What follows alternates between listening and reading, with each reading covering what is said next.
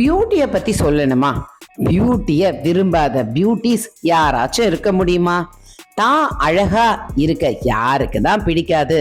சின்னவங்களும் சரி, வயசானவங்களும் சரி, ஏழையும் சரி, பணக்காரங்களும் சரி, ஆண்களும் சரி, பெண்களும் சரி, தன்னை தான் அழகா வச்சுக்கணும் அப்படின்னு தானே நினைப்பாங்க. ஸோ நம்ம என்னை பொறுத்த வரைக்கும் பார்த்தீங்கன்னா, என்னை பார்க்குற எல்லாருமே மகா மேம் நீங்கள் 35 வருஷத்துக்கு முன்னாடி எப்படி இருந்தீங்களோ இப்போவும் அப்படியே தான் இருக்கீங்க, அதனுடைய ரகசியம் என்ன அப்படின்னு நிறைய பேர் என்னை கேட்டிருக்காங்க. ஸோ அதனுடைய ரகசியம் அப்படின்னு நான் சொன்னேன்னா, நம்ம அழகா இருக்கிறது எல்லாமே நம்ம மனசை பொறுத்து தாங்க. மனசு நமக்கு எந்த அளவுக்கு இளமையா இருக்கோ அழகு அந்த அளவுக்கு இம்ப்ரூவ் ஆகிக்கிட்டே போகுங்க. ஒரு மனுஷங்களோட மனசும் சரி, இதயமும் சரி, அழகை பார்த்து அட்ராக்ட் ஆகும் தானே. இயற்கையிலேயே பார்த்தீங்கன்னா ஒவ்வொருத்தரும் ஒவ்வொரு விதத்துல அழகுதாங்க. ஒருத்தருக்கு நோஸ் அழகா இருக்கும், ஒருத்தருக்கு ஐஸ் ரொம்ப அழகா இருக்கும், ஒருத்தர் டார்க் கம்ப்ளெக்ஷன் இருந்தாலும் அவங்களோட ஹேர் ரொம்ப டென்சிட்டியா திக்கா லாங்கா இருக்கும். சில பேர் சிரிச்சா பார்த்துக்கிட்டே இருக்கலான்னு இருக்கும் இல்லையா? ஸோ நம்மளோட அந்த இயற்கையான அழகுல சில குறைபாடுகள் இருக்கும்.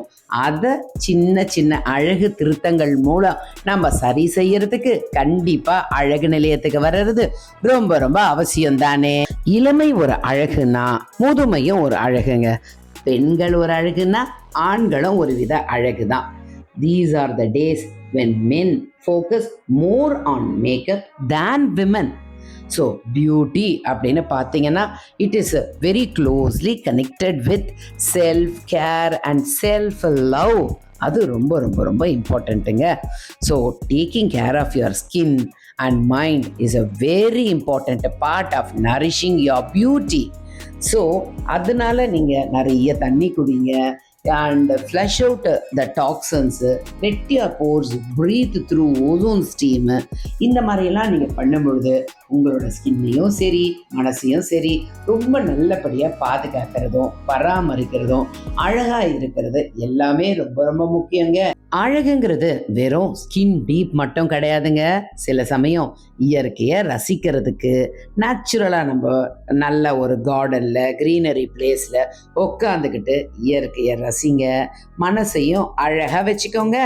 இன்னைக்கு நான் உங்களுக்கு சொல்ல போகிற பியூட்டி டிப்ஸ் என்ன அப்படின்னு பார்த்தீங்கன்னா, இப்பெல்லாம் எல்லாருக்கும் கன்னத்தில் இருக்கிற காமன் ப்ராப்ளம் பட்டர்ஃப்ளை மார்க்கு.